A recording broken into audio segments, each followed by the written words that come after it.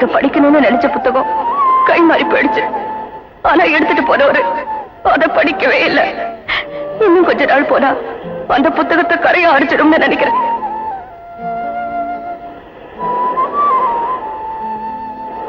அடடே, கடிகாரம் நின்னு போச்சு.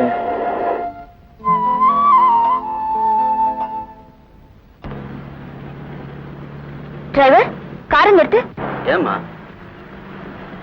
அவரு நம்ம ஆபீஸ்ல அக்கௌண்டன்டா இருக்கார்ல? ஆமாமா. சைக்கிளை தூக்கி தோல்ல வச்சுட்டு போறாரே, என்னன்னு கேளு. என்ன சார், சைக்கிளுக்கு என்னாச்சு? சைக்கிள் சாவி தொலைஞ்சு போச்சு, இன்னொரு சாவி வீட்டுல இருக்கு. அதான். எதுக்கு பூட்டை உடைச்சா வீண் செலவுன்னு பாக்குறீங்களாக்கோ?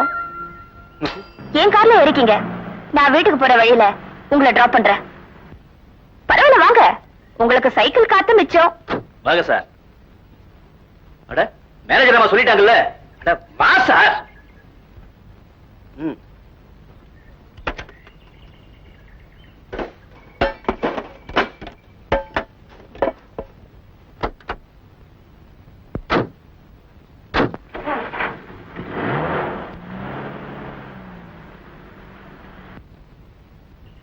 நீங்க எங்க எல்லாம் அடிக்கிறீங்க? ஏன் நான் அடிச்சா என்ன? உன் வீட்டுக்காரி யாரியா சொல்லியா? நீங்க தான் என்கிட்ட சொன்னா நான் அடிப்பேன்ல. நீ அடிச்சா என்ன, நான் அடிச்சா என்ன, எல்லாம் ஒண்ணுதான்.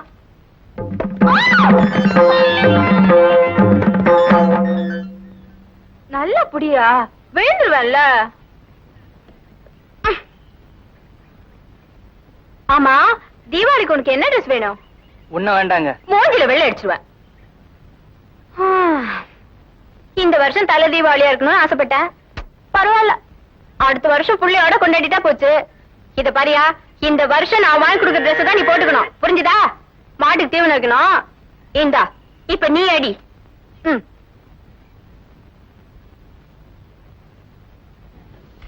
Good morning. Morning. Morning. Morning. Good good morning. Good morning. Morning.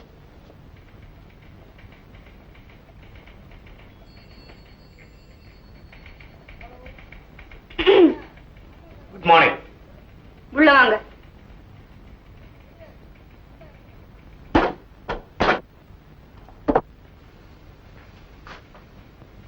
நீங்க கணக்குல புலின்னு சொன்னாங்க.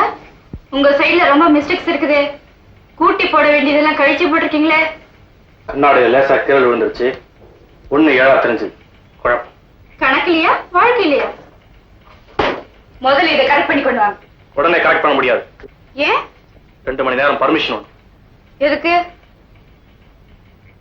உங்களதான் கேக்குறேன். மனசு சரியில்லை, கோயிலுக்கு போயிட்டு வரணும். கோயிலுக்கு போனா தேங்காய் பழம் 3 ரூபாய், அச்சனை டிக்கெட் 50 காசு, கற்பூரம் 25 காசு, வெளியே சரி போடுறதுக்கு 15 காசு. ஒரு நாளைக்கு 3 ரூபாய் 90 காசுனா மாசம் 117 ரூபாய். மனசு சுத்தமா இருந்தா அந்த பிரார்த்தனை இங்கே செய்யலாம். போங்க.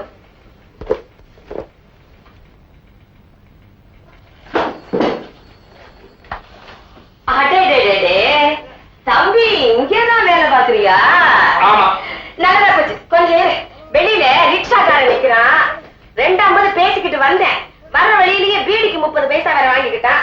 ஏற்கனவே அவனுக்கு 15 பைசா வேற கொடுக்கணும். உனக்கு தான் கணக்கு நல்லா தெரியுமே. இந்த 5 ரூபாய் கொடுத்துட்டு மிச்சத்தை வாங்கிட்டு வா. நான் ஒண்ணும் உங்க வீட்டு வேலைக்காரன் இல்ல. மிஸ்டர், பெரியவங்க கிட்ட மரியாதையா நடந்துக்கோங்க. சித்தி, இன்னைக்கு என்ன சமையல்? 3 இட்லி, மோர் சாதம், ஊறுகாய் அப்படின்னு நினைக்கிறியா?